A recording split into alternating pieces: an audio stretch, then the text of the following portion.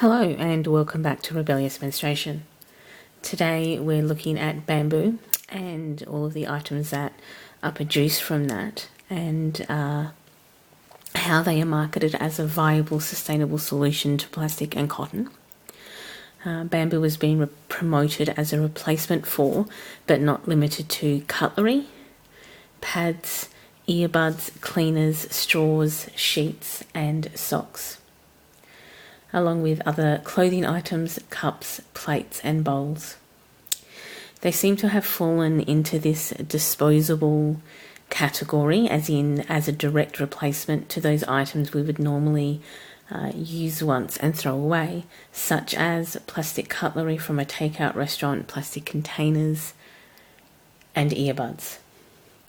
Bamboo in and of itself is a versatile and fast-growing plant that has a myriad of practical uses. However, the aesthetic component can often overshadow this. Bamboo can be used for a wide variety of materials, such as what I mentioned before, and also used in building, flooring, and screens. And as a plant, well, technically it's a type of or species of grass. It is compostable. Bamboo seems to be the answer to an eco-friendly life, especially when you see commonly quoted facts. Seriously, these stats are nearly quoted in almost every article I've read about bamboo. That not only do they grow extremely fast, as I mentioned before, but they absorb 5 times more carbon monoxide. However, it doesn't actually point out compared to what plants. There are millions of species of trees and plant varieties on this planet, and it doesn't actually say 35, it absorbs 5% more than what. But, and it also produces, and it also produces 35% more oxygen than other plant varieties of its own species group. So within bamboo, there are like 1,500 different species, or over 1,500 different species of bamboo plant.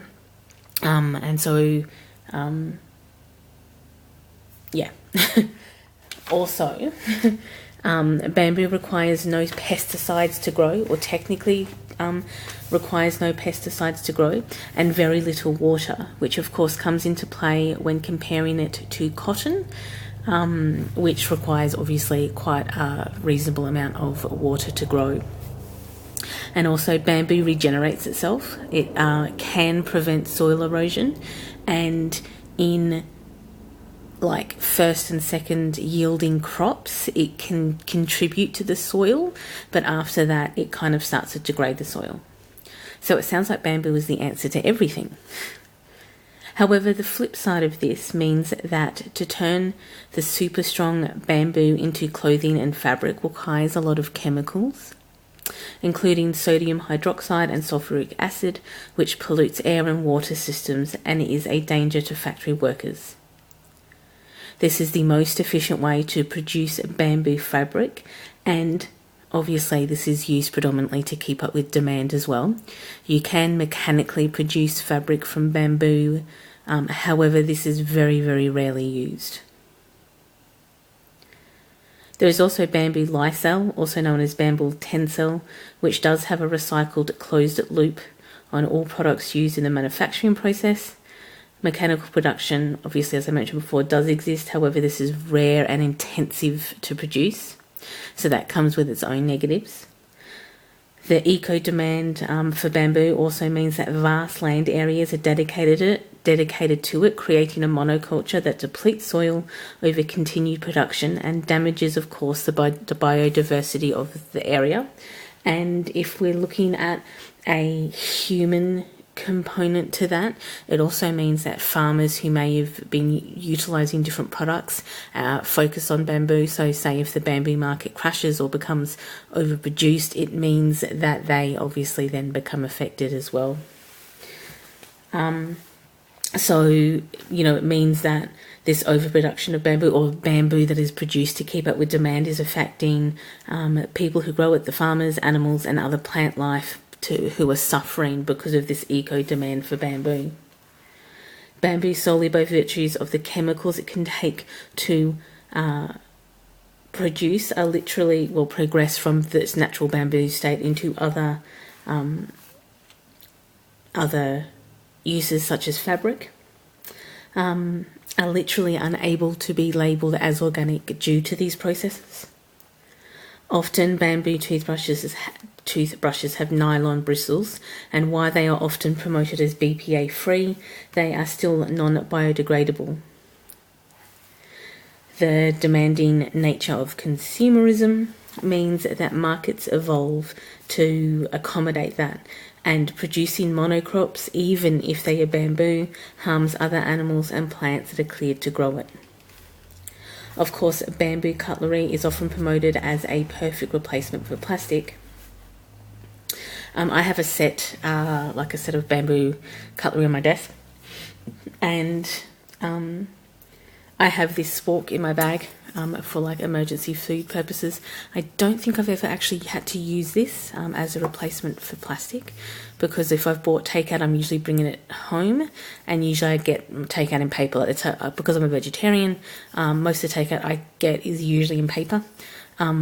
So I usually bring it home and eat it at home, but this is in my bag for emergency purposes. The one I use at my desk, obviously I use every day at work, but like the knife is not sharp, and I could not use the knife. I also have a metal knife at work just so I'm able to cut through things, and I can't imagine if you are a meat eater and you need to cut something that's like a steak or something, bamboo would not function that way.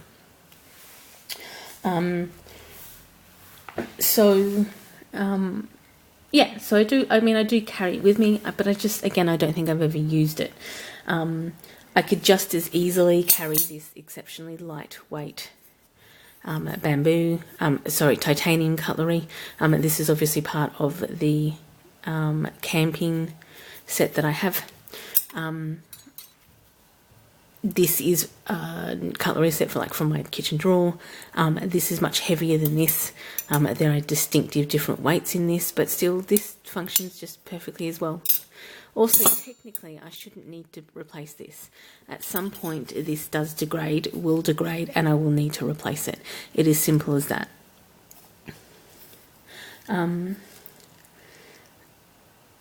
So while this is useful as a spare, they are easily broken and degrade, and therefore need to be replaced more regularly.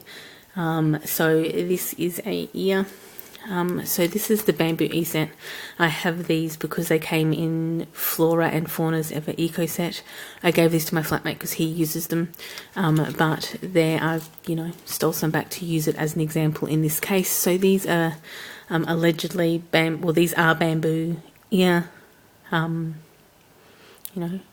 with cotton on the end, or with bamboo on the end as well, sorry. And, obviously they're allegedly meant to biodegrade and do all of that type of stuff. But you use this, you're still producing waste. You're still doing that. I use these. These are ear curettes. And I got these to not produce waste. So I'm not adding these to anything. I'm not increasing my waste by using these, even if they are bamboo. And when this goes, and when my work set goes, I will not be replacing them with bamboo. I'll be replacing them with metal. Because if I'm on the move, then I will be using this lightweight stuff. If I'm at my desk, I will be using this heavier kitchen stuff. But still, this shouldn't need to be replaced. This I should just be able to use. These ear curettes I don't need to replace. These I will need to replace, I will need to throw out. So I didn't want to continue to create waste.